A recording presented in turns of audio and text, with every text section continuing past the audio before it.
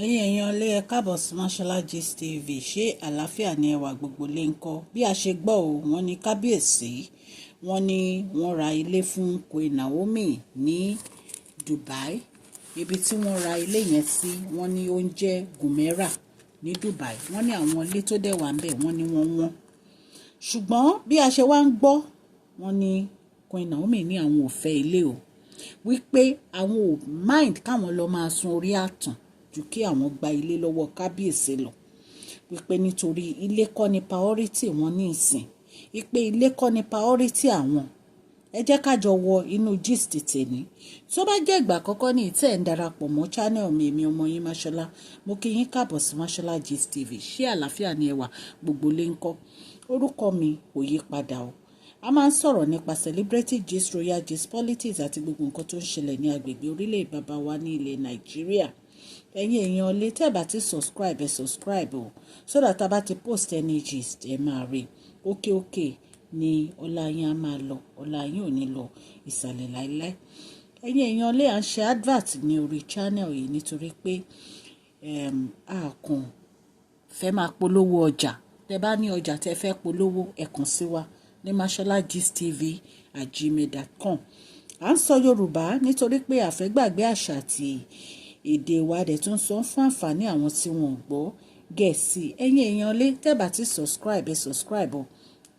Kẹ́ẹ̀dẹ̀ tẹ notification bell yín so that a bá ti post any gist ẹ máa rí. Òkè ní ọlá yín á máa lọ, ọlá yín ò ní lọ ìsàlẹ̀ láíláí.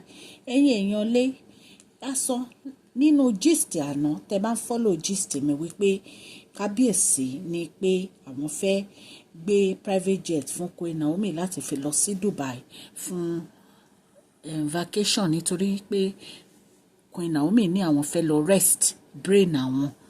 Ṣùgbọ́n ìgbà tí kábíyèsí gbọ́ pé wọ́n fẹ́ lọ sí Dubai ní kábíyèsí wò pé tí wọ́n fi máa lọ dé sí hòtẹ́ẹ̀lì kí àwọn ra ilé ńlá fún Queen Naomi. Ṣùgbọ́n nǹkan tó wá yà wá lẹ́nu ni pé wọ́n ní Queen Naomi reject ilé yẹn o.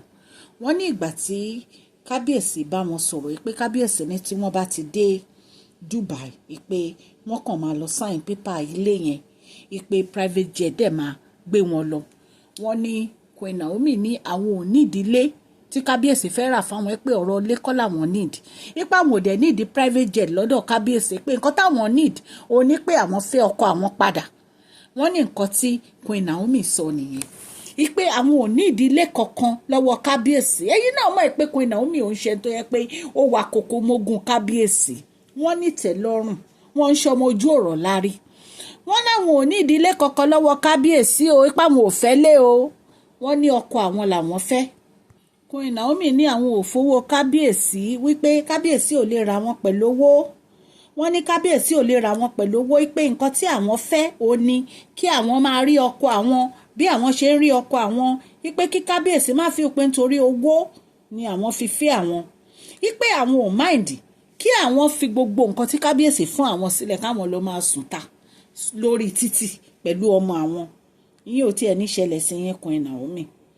Wọ́n ní àwọn ò mind káwọn ṣe bẹ́ẹ̀. Wípé kí kábíyèsí má rè pé owó yẹn ó ranjú má wọn.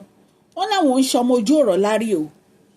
Queen Naomi ní nǹkan tí àwọn ń béèrè ó ní pé tí kábíyèsí ò bá dúró lórí àdéhùn wọn, tí kábíyèsí ò bá dúró lórí àdéhùn wọn tí wọ́n announce wípé àwọn ń padà bọ̀ ní June o wá sínú palace.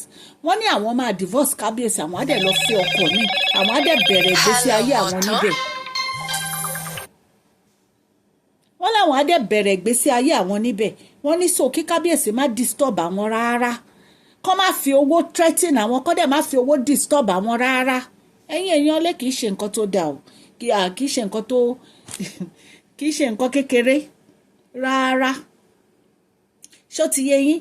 Back and front yìí ó ti sú Queen Naomi. She want to settle down. Ṣùgbọ́n bí a ṣe gbọ́ wọ́n ní kábíyèsí ti announce wípé June ni Queen Naomi máa padà sínú palace. Wípé àwọn olórí tí wọ́n bá ralé kan jáde ní palace, àwọn ibi tó bá wù wọ́n kan lọ gbé.